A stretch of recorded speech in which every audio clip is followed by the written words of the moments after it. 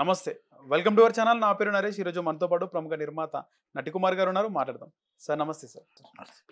Sir ఈరోజు దీనికి సంబంధించి క్యాబినెట్ కూర్పంతా అయిపోయింది. చంద్రబాబు గారి టీం రెడీ అయిపోయింది సార్. ముఖ్యంగా పవన్ కళ్యాణ్, జనసేనాని పవన్ కళ్యాణ్ గారికి డిప్యూటీ సీఎంతో పాటు గ్రామీణాభివృద్ధి, పంచాయతీరాజ్ శాఖలు కేటాయించడం జరిగింది. ఆయన ఏమన్నా ఈ 5 సంవత్సరాల లోపు ముఖ్యమంత్రిగా చూసే అవకాశం ఏమైనా ఉందంటారా సార్? ఇప్పుడు అది సందర్భం కాదు. ఆయన ఎప్పటికైనా సీఎం అవుతాడు. 100% జనసేన పార్టీ దినదిన అభివృద్ధి చెందుతూ ఆయన నీతికి నిజాయితీకి మారుపేరుగా ఎదుగుతూ వస్తాడు. ఆయన ఆలోచన అసెంబ్లీలో అడుగుపెట్టడం, ప్రజలకు మంచి చేయడం, ఒక రాక్షస పాలన దింపడం, అది చంద్రబాబు నాయుడు గారికి బీజేపీకి సపోర్ట్గా ఉండి ఆంధ్రప్రదేశ్లో ఈ కూటమిని గెలిపించడానికి ముఖ్య పాత్ర పోషించిన పవన్ కళ్యాణ్ గారు. దాంట్లో నో డౌట్, ఎవరైనా ఒప్పుకోక తప్పదు. అలాంటి దాంట్లో ఒక పంచాయతీరాజ్ శాఖ అంటే మామూలుది కాదు. 13,000 పంచాయతీలు, ఈరోజు దానికి వచ్చిన డెవలపింగ్ ఫండ్స్ అంతా కూడా 13,000 పంచాయతీలు డెవలప్ అవుతే ఆంధ్ర రాష్ట్రం చాలా అభివృద్ధి చెందుతుంది. అలాగే గ్రామీణ పట్టణాభివృద్ధి శాఖ మంత్రి అంటే గ్రామీణ అభివృద్ధి శాఖ మంత్రి అంటే పట్టణం అంటే డెవలపింగ్ కావాలి. ఈ మొత్తం రోడ్డు డెవలపింగ్, ఇంకో డెవలపింగ్, మొత్తం పట్టణ అభివృద్ధి, ముఖ్యంగా రూరల్ ప్రాంతాలు, రూరల్ గ్రామాలు ఇవన్నీ ఏమవుతుందంటే అవన్నీ డెవలప్ అవుతే సస్యశ్యామలంగా అందంగా కనబడుతుంది మన రాష్ట్రం. మన రాష్ట్రం డెవలపింగ్ అవుతుంది, దాంట్లో ఎంప్లాయ్మెంట్ వస్తుంది, దాంట్లో వచ్చిన వనరులు అమౌంట్ ఇన్కమ్ పెరుగుతుందో ఆ ఇన్కమ్ని మనం ఏదైతే అనుకుంటున్నామో పేద ప్రజలకు ఏం చేయాలో అదన్నీ కూడా మనం పేద ప్రజలకి అప్పు చేయకుండా చేయడానికి అవకాశాలు ఉంటాయి. అలాంటి సైన్స్ అండ్ టెక్నాలజీ, అటవీ శాఖ ఇస్ డిఫరెంట్. అటవీ శాఖ అంటే అటవీ శాఖలో ఎంతో వనరులు ఉన్నాయి, మన మగజీవులు ఉన్నాయి, మగ ప్రాణాలు ఉన్నాయి, అన్నీ కాపాడుకుంటూ అన్నీ కూడా దాంట్లో వచ్చిన మనం గంధపు చెక్కలు చాలా అటవీ ప్రాంతంలో మనకు తెలియకుండానే మనకు బోల్డ్ ఇన్కమ్ ఉంది. ఆయన కాపాడుకుంటూ ఆ వనరులు వచ్చిన ఇన్కమ్ని తీసుకుంటూ ఈ ఆంధ్రప్రదేశ్ని ఎలా డెవలప్ చేయాలి, రాజధాని ఎలా డెవలప్ చేయాలి, మన సెంట్రల్ గవర్నమెంట్ వచ్చిన ఫండ్స్ని ఇవన్నీ కూడా ఎలా డెవలప్ చేసి అప్పు లేని రాష్ట్రంగా మిగులు కరెంటుతో ఈరోజు రాష్ట్రాన్ని అభివృద్ధి చెందడానికి మనం ఎలా చేయాలి అన్నదానికి జనసేన పవన్ కళ్యాణ్ గారు దాంట్లో 100% పూర్తి సక్సెస్ఫుల్ మంత్రిగా డిప్యూటీ సీఎంగా ఉంటారు. చంద్రబాబు నాయుడు గారు అండదండలతో ఉంటారని నాకు తెలుసు, నాకు నమ్మకం ఉంది సార్. అలాగే ఆయన దాంట్లో జనసేనలో మంత్రిగా ఇచ్చారు కందులు దుర్గేష్ గారికి. టూరిజం అండ్ సినిమాటోగ్రఫీ మీద టూరిజంకి అంటే చంద్రబాబు నాయుడు గారు ఎంత మేధావి అంటే యాట్సాప్ ఆయనకి. టూరిజంకి సినిమాటోగ్రఫీకి దగ్గర బంధాలు ఉంటాయి. ఆ దగ్గర బంధాలు ఏంటో తెలుసా? టూరిజం అంటే సినిమాటోగ్రఫీ అంటే రెండుకి దగ్గరే ఉంటాయి. ఎందుకంటే టూరిజం ఎంటర్టైన్మెంట్ అంటారు, ఎంటర్టైన్మెంట్ రెండు కలిసి ఉంటాయి. ఆ రెండింటిలో మనం డెవలపింగ్ చేయాలంటే సినీ ఇండస్ట్రీ డెవలప్ చేయాలంటే టూరిజం డెవలప్ అవ్వాలి, టూరిజం డెవలప్ అవ్వాలంటే సినీ ఇండస్ట్రీ డెవలప్ అవ్వాలి. ఆ రెండు దగ్గర అవిరవ సంబంధాలు ఉన్నాయి.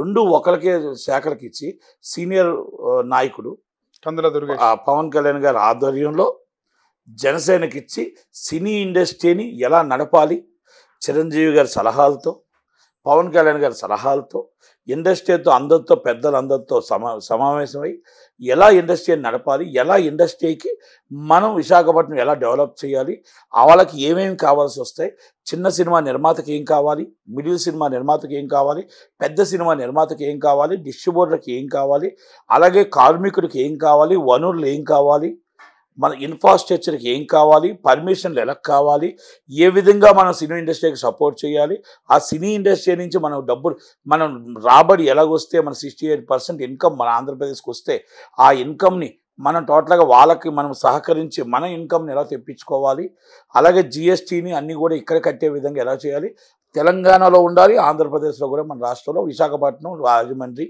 అంటే తిరుపతి, విజయవాడ అంతా డెవలప్ అవ్వాలి అనేది సమయం చేసుకోవడానికి ఆయన చాలా తెలివిగా చంద్రబాబు నాయుడు గారు ఇచ్చారు. ఎందుకంటే ఇది పవన్ కళ్యాణ్ గారి సహకారం ఉంటుంది, చిరంజీవి గారి సహకారం ఉంటుంది, మా అందరి సహకారాలు ఉంటాయి. అప్పుడు ఏమవుతుందంటే మాకు దగ్గర బంధుత్వంతో మేము కూర్చొని మాట్లాడగలిగి వెళ్ళి మా బాధని మా కష్టాన్ని చెప్పుకోగలుగుతాం. గత ప్రభుత్వంలో పాపం కృష్ణ ఆయన చెల్లిపోయిన గోపాలకృష్ణ గారికి ఆయన నిజంగా ఏమీ తెలియదు. ఆయన చెప్పాడు నాకు అవగాహన లేదండి, ఇప్పుడు నేను ఎవరికో ఫోన్ చేసి రండి అంటే ఎవరు వస్తారు, ఎఫ్డిసి చైర్మన్ కూడా అక్కడున్న ఒక సైకోనే జగన్మోహన్ రెడ్డి లాంటి వాళ్ళే. అదైతేప్పుడు ఏమైపోయిందంటే సినీ ఇండస్ట్రీకి బంధాలు తెగిపోయాయి. అంటే మొత్తం టోటల్గా ఒక ఆనకట్టు కట్టిన ఆనకట్టు కట్ అయిపోయింది. వాళ్ళక్కడ మేము ఇక్కడ, మేము ఆ గట్టును ఉంటావా మేము ఈ గట్టును ఉంటామా, మా బతుకు పరిస్థితి మేము ఎవరికి చెప్పుకునే పరిస్థితులు లేవు. సీఎం గారు పట్టించుకోరు, మినిస్టర్ గారికి పాపం అవగాహన లేదు, తెలియదు ఆయనకి. పోనీ ఏమైనా చెయ్యాలంటే ఎవరు చెప్పాలి, ఆయన సీఎం గారికి చెప్పాలి. సీఎం గారికి ఈయనకే ఎంట్రీ లేదు, మాకేం ఎంట్రీ ఉంటుంది? మినిస్టర్గా ఈయనకి ఎంట్రీ లేదు. ఈయన ఏమైనా చెయ్యాలి అంటే ఆయన చీఫ్ మినిస్టర్ గారు చెప్పాలి. చీఫ్ మినిస్టర్ గారి దగ్గర మినిస్టర్కి no entry, phone no entry, అసలు ఫోన్ కాదు కదా, ఏమీ లేదు. ఈయన ఫోన్ ధనంజయ రెడ్డి గారు ఎత్తరు, సీఎం గారి దాకా ఎదుగు ధనంజయ రెడ్డి ఎత్తరు ఫోను, సజ్జల రామకృష్ణారెడ్డి గారు ఎత్తుతారు. తప్పకుండా అండి నేను మీకు చెప్పినవన్నీ నేను చెప్తానండి, అవతల కాసి నేను చెప్పానండి, ఇంకా నాకేమి చెప్పలేదండి, తప్పకుండా అండి. అంటే క్యాబినెట్ అంటే ఏంటి? క్యాబినెట్ అంటే సీఎంతో 24 మంది ఒక టీం ఉంటే ఆ టీంతో చర్చించారు. అక్కడ టీంకి వారదేవులు సజ్జల రామకృష్ణారెడ్డి, సజ్జల రామకృష్ణారెడ్డి కూడా ఎంట్రన్స్ ఎంత దాకా ధనంజయ రెడ్డి గారి దాకే. ధనంజయ రెడ్డి గారి నుంచి దాటాలి, గేట్ దాటాలంటే మళ్ళీ భారతి గారి పర్మిషన్ కావాలి, తర్వాత జగన్మోహన్ రెడ్డి గారి పర్మిషన్. అంటే ఈజ్ డిఫరెంట్. కానీ ఇప్పుడు అలా లేదు. కందుల దుర్గేష్ గారు డైరెక్ట్ పవన్ కళ్యాణ్ గారితో ఉంది లింకు, చిరంజీవి గారితో లింక్ ఉంది, చంద్రబాబు గారితో లింక్ ఉంది. చంద్రబాబు గారు ప్రతి కాన్ఫరెన్స్, వీడియో కాన్ఫరెన్స్లో మీ శాఖలు ఏం చేస్తున్నారు, మీకు ఏమేమి పెండింగ్ ఉన్నాయి, ఏమేమి ఉన్నాయి ప్రతిరోజు ప్రతి గంటకు అడుగుతారు, ఉదయాన్ని అడుగుతారు, సాయంత్రం అడుగుతారు. కనుక అప్పుడు మా ఇండస్ట్రీ అభివృద్ధి కోసం మాకు చక్కగా ఉంటుందనే ఉద్దేశంతో మంచి శాఖ ఇచ్చారు. కేంద్ర హోంశాఖ మంత్రి పొంగలపూడి అనిత గారికి ఇచ్చారు, లేడీస్ కి. ముఖ్యంగా పవన్ కళ్యాణ్ గారు ఇస్తారు, డిప్యూటీ ప్లస్ హోమ్ అన్నారు కదా సార్, ప్రచారం మళ్ళీ జరిగింది. ఇప్పుడు సోషల్ మీడియాలో మీ ఇష్టం వచ్చిన ప్రచారం తీసుకున్నారు. జేడీ రిపోర్ట్ ఇచ్చింది ఇవాళ. మంచి పరిణామం. ఒక లేడీకి హోమ్ మినిస్టర్గా రాజశేఖర రెడ్డి గారు ఇచ్చిన నుంచి మన సవితకి ఇచ్చింది, సవితకి నుంచి ఇప్పుడు దాకా ఇచ్చుకుంటూ వచ్చారు. అలా ఆమెకి ఇచ్చారు. ఆమె ఇప్పుడు చంద్రబాబు గారు అడుగుజాడల్లోనే నడుస్తారు. చంద్రబాబు గారికి, డీజీపీ గారికి అవినాభావ సంబంధం అనిత గారితో ఉంటే అక్కడ ఎవరెవరికి లాండ్ ఆర్డర్ ఎవరి చేతిలో ఉంటుంది, ఎలాగుంటుంది, వాళ్ళు చేసిన గతంలో చేసిన ఆఫీసర్ల సర్వీస్ రూల్స్ ఏంటి, గతంలో కార్యకర్తలు ఇబ్బంది ఏంటి, గతంలో ప్రజలను ఇబ్బంది పెట్టిన వాళ్ళు ఏంటి, గతంలో ఈ లంచాలు తీసుకున్న వాళ్ళు ఏంటి, ఇవన్నీ కూడా మొత్తం లాండ్ ఆర్డర్ని అదుపులో పెట్టాలి.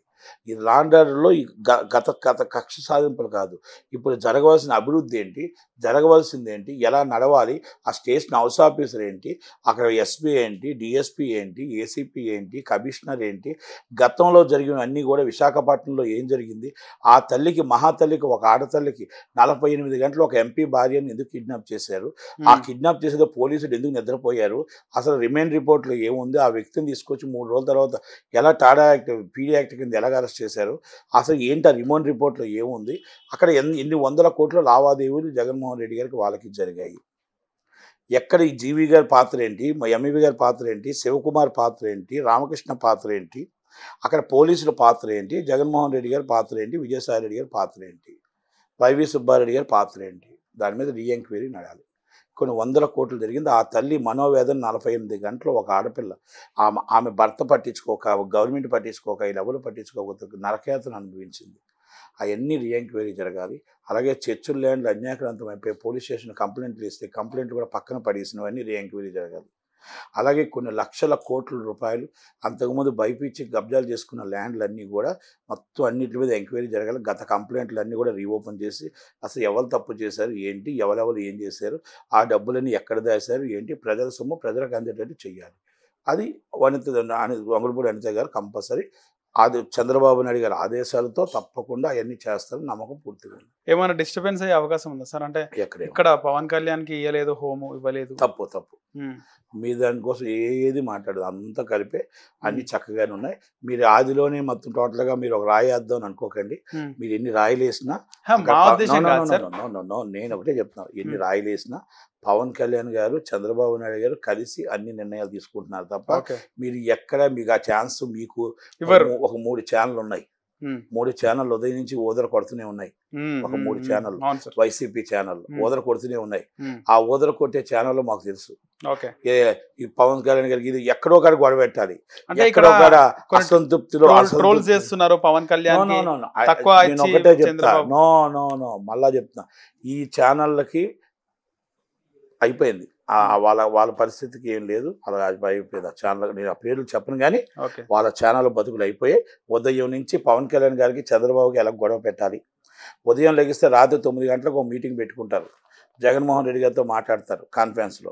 మాట్లాడి అధ్యక్ష ఏం చేయమంటారు, ఉదయం నుంచి ఇది చెయ్యండి, ఉదయం నుంచి ఇది చెయ్యండి. అది వాళ్ళకి అదే నడుపుతారు. ఎందుకంటే వాళ్ళకి డబ్బు అవసరం లేదు. జగన్మోహన్ రెడ్డి గారి గవర్నమెంట్లో దాచుకొని కేసీఆర్ గవర్నమెంట్లో దాచుకొని అంత డబ్బు ఆ ఛానల్కి ఉంది. కనుక వాళ్ళ పతనం పడతారు.